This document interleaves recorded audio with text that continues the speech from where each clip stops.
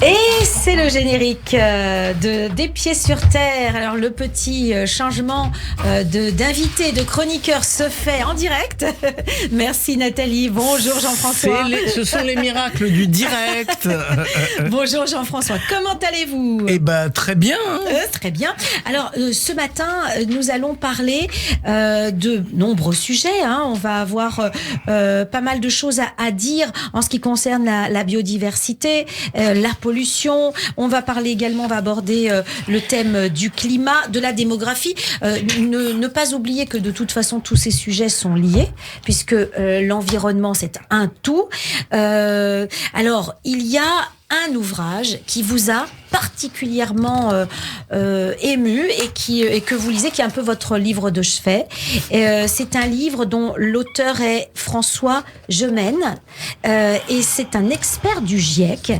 Donc, en matière de constat de l'environnement, il en sait un rayon, expert du GIEC, et c'est l'un des auteurs, parce qu'ils sont plusieurs, de l'Atlas de l'Anthropocène. C'est un livre publié aux presses de Sciences Po, Jean-François. Oui, alors un excellent livre, ce que j'appelle les livres de référence, comme on n'en voit pas beaucoup passer dans l'actualité des publications. Donc c'est l'édition 2 qui a été remaniée et augmentée. Alors en quoi c'est tellement important ? Si on entend François Gemène s'exprimer au micro, et on lui tend souvent les micros, c'est parce qu'il a réalisé avec ses camarades et ses co-auteurs, notamment Alexandra Rankovic, d'un ouvrage de référence où tous les sujets sont abordés. C'est pas un truc spécial climat, c'est pas un truc spécial biodiversité, mais c'est en fait un atlas qui est spécialisé dans tout. C'est-à-dire qu'il suffit de tourner les pages pour comprendre à quel point tout a été traité. Alors, c'est quoi les règles d'un livre qui pourrait être un ouvrage de référence ? D'abord, un peu, c'est comme la géopolitique. Il faut des cartes. Il faut être capable de se placer dans l'histoire et aussi dans la géographie. Et comme la Terre, comme on est capable de se placer dans l'histoire et dans la géographie pour un pays ou pour un continent, il faut être capable de faire la même chose pour la planète, pour la Terre. Quelles sont les phases qu'elle a passées ? En quelle année s'est produit telle chose ou telle autre chose ? C'est le seul moyen de comprendre le monde. De comprendre, de voir par des cartes, de voir par des schémas. Alors, faut quand même savoir que c'est pas n'importe qui, ceux qui ont réalisé tous ces schémas et toutes ces cartes. C'est l'atelier de cartographie de Sciences Po qui peut le plus, peut le moins. C'est-à-dire, on est vraiment dans les spécialistes qui sont capables d'illustrer n'importe quoi de manière claire et compréhensible immédiatement. Alors, si vous voulez bien, moi j'ai trouvé quelques exemples dont je voudrais parler à nos auditrices et à nos auditeurs. Bien comprendre à quel point ce livre a la capacité d'agréger, de synthétiser finalement toutes ces infos. Vos exemples, Jean-François. Alors, on va se rendre à la page 46 de l'ouvrage et ça s'appelle « Plus 4 degrés Celsius en 2100 ». Alors, on a là un écart des températures annuelles sous différentes latitudes avec une image qui est très, très importante. Ce qu'on voit au départ de la carte, ce sont en fait les écarts de température à partir de 1880 jusqu'en 2018. On s'aperçoit que en partant d'un bleu pour les écarts les plus faibles jusqu'à un rouge vif pour les écarts les plus importants, eh bien toutes nos cartes, quel que soit le pays dont on parle, quelle que soit la région dont on parle, virent entre 1880 et 2018 très largement du bleu au rouge.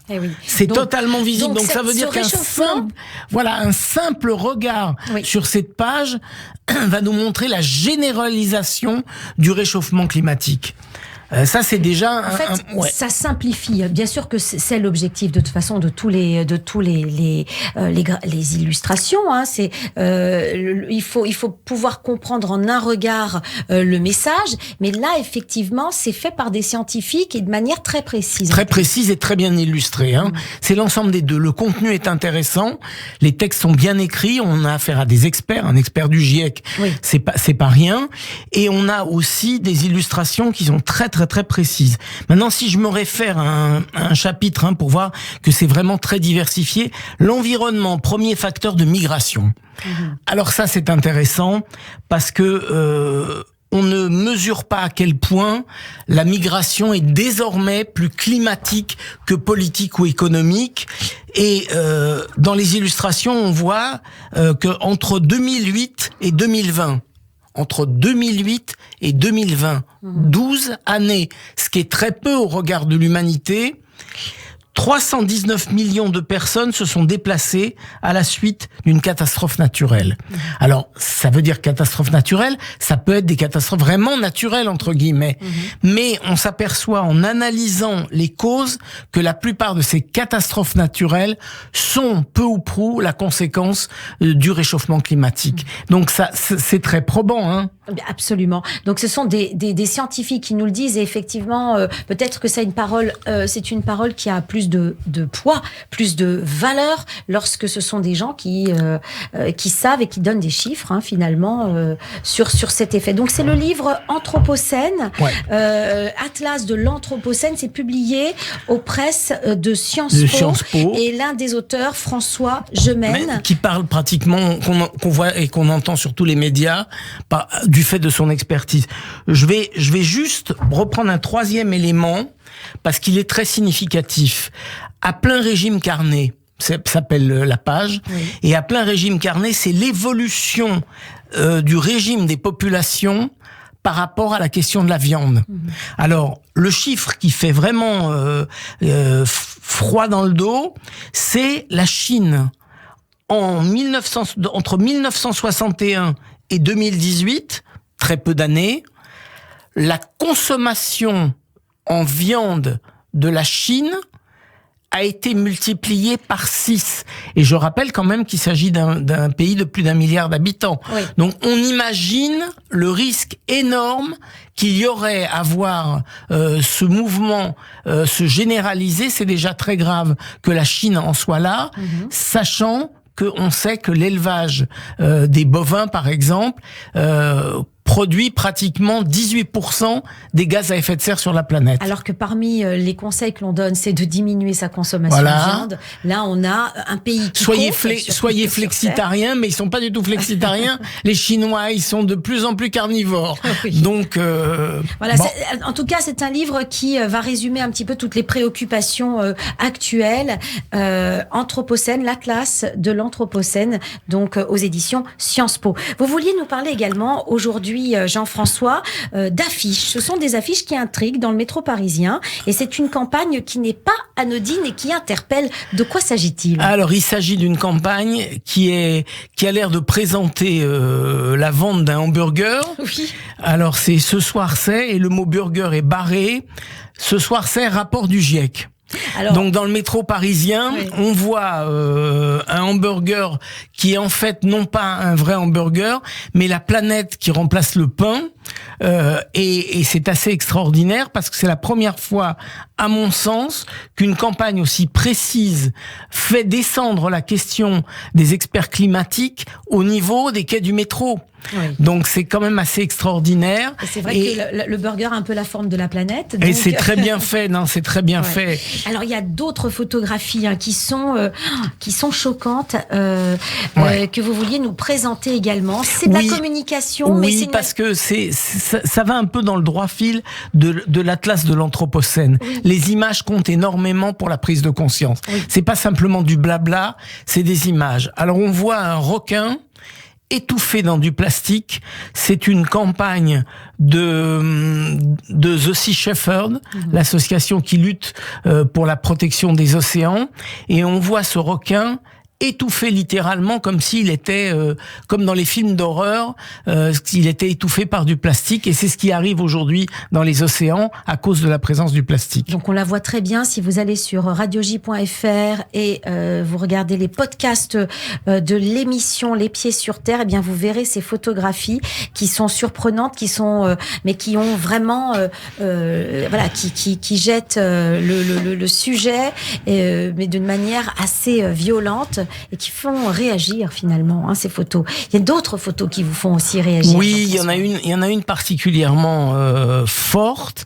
C'est un paysage en forme de poumon. C'est une forêt, et un morceau du poumon manque déjà. C'est une campagne du World Wide Fund de la Petit Panda. Je crois que c'est presque la pire avec le avec le requin. Elle est quand même pas mal celle-là aussi. Ouais. On voit qu'une bonne partie de la forêt, le poumon de la planète, est déjà attaqué, bien entamé, et c'est une maladie incurable.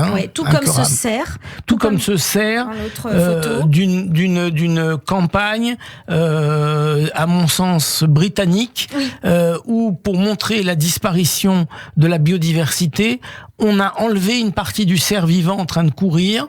Il a plus son dos, et c'est ce qui est en train de se produire, non pas au niveau d'une bête, mais au niveau de l'ensemble de la biodiversité. De la planète. Oui, il me semble que c'est très anglais. En général, ils font les choses de manière très brute, crue, je dirais. Et là, les pays germaniques et anglo-saxons sont un peu spécialisés dans le fait de passer le message à travers des images. Des messages qui sont très forts. Alors, on en arrive à la fin de l'émission. La minute des bouts de chou, quand même. Oui, on va parler des enfants, parce que ces photos sont choquantes, mais on peut très bien les montrer aux enfants. On peut les montrer aux enfants. C'est une première chose. Et on peut demander aux enfants, moi je pense que ce serait bien, et toi, qu'est-ce que tu as envie de dessiner pour expliquer à tous ceux qui sont autour de toi, tes parents, tes amis, tes frères et sœurs, qu'est-ce que tu as envie de dessiner pour montrer que la planète a besoin que chacun prenne sa part. Fais un joli dessin, et puis fais-le passer autour de toi, que ce dessin soit aussi efficace que les affiches dont on vient de parler. Oui, c'est-à-dire qu'on peut leur montrer les photos pour les inspirer, et leur demander. Et ils trouveront, eux, les enfants, avec leur imagination, je suis sûr, des choses extraordinaires. Et en général, quand la photo est bien faite, ça fait parler aussi les enfants. Absolument. Les enfants sont sensibles à ces images. Ils sont habitués à l'image. N'oublions pas qu'ils sont beaucoup plus habitués et beaucoup plus sensibles à l'image que, par exemple, au discours.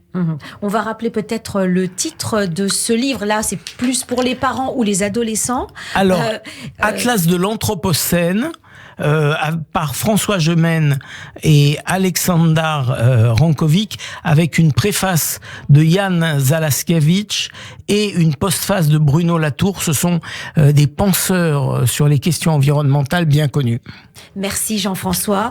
Ça nous a bousculé cette émission avec ces photographies qu'on peut voir, donc je le rappelle, sur notre podcast Les Pieds sur Terre. Vous les verrez, ces photographies assez choquantes. Et on se retrouve la semaine prochaine. Avec plaisir. Au revoir. Au revoir.